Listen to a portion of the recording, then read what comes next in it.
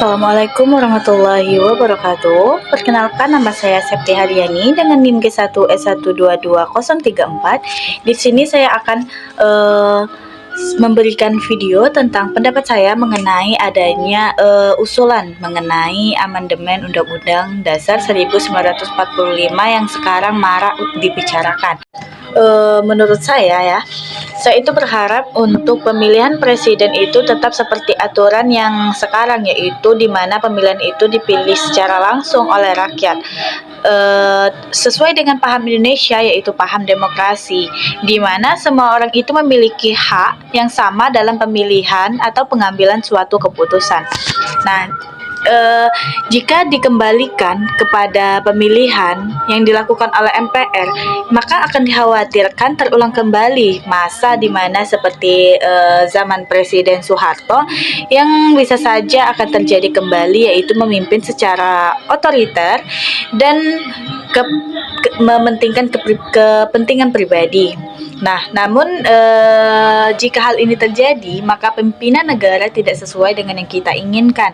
Maksudnya, siapapun yang terpilih nantinya, jika dari hasil suap menyuap, bukan dari pertimbangan hal layak atau layak atau tidaknya dia menjadi seorang pemimpin, itu akan berpengaruh terhadap ketatanegaraan negara kita gitu. Namun untuk perubahan amandemen mengenai lembaga tertinggi negara, menurut saya itu tidak perlu dilakukan. Kita harus tetap menjadikan bahwa DPR dan MPR itu maksudnya MPR itu menjadi lembaga tertinggi, bukan merubah sistem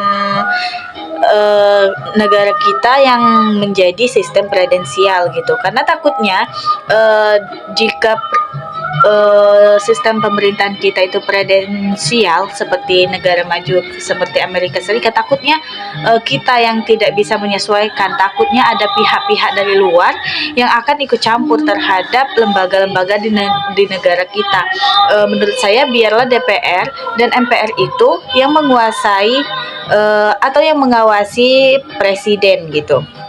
Nah, kemudian sangat marak diperbincangkan sekarang untuk menambah masa periode kepresidenan. Nah, menurut saya kalau untuk masa periode presiden ini sebaiknya seperti yang sudah ditetapkan sebelum-sebelumnya, itu hanya 2 periode gitu. Karena ini memang benar-benar sistem yang sudah berlaku sejak Orde Baru dimulai, dan untuk presiden seumur hidup itu juga sebaiknya tidak. Karena presiden pertama saja, Presiden Soekarno, pada saat dia diusulkan untuk menjadi presiden seumur hidup, dia saja tidak mau gitu.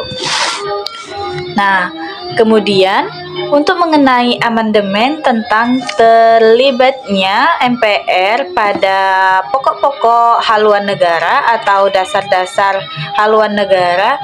Nah, menurut saya jika ini terjadi akan dikhawatirkan perubahan pasal-pasal terhadap pasal-pasal krusial akan terbuka gitu. Maksudnya itu jika terjadinya amandemen lagi gitu, bukan hanya tentang amandemen periode, namun nanti maksudnya itu amandemen mengenai PPHN terlibat MPR gitu. Takutnya nanti akan terbuka gerbang diubahnya kembali gitu amandemen-amandemen yang sudah ditetapkan gitu. Nanti maka akan menjadi banyak sekali gitu amandemen-amandemen yang akan diusulkan kalau seandainya amandemen sekarang dilakukan gitu.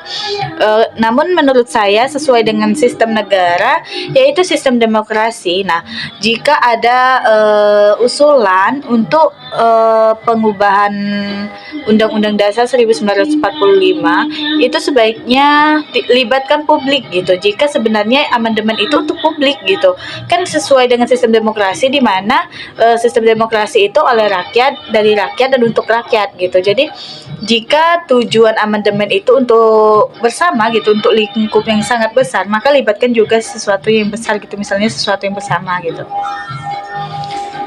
Baiklah, inilah video yang saya dapat sampaikan. Terima kasih. Wassalamualaikum warahmatullahi wabarakatuh.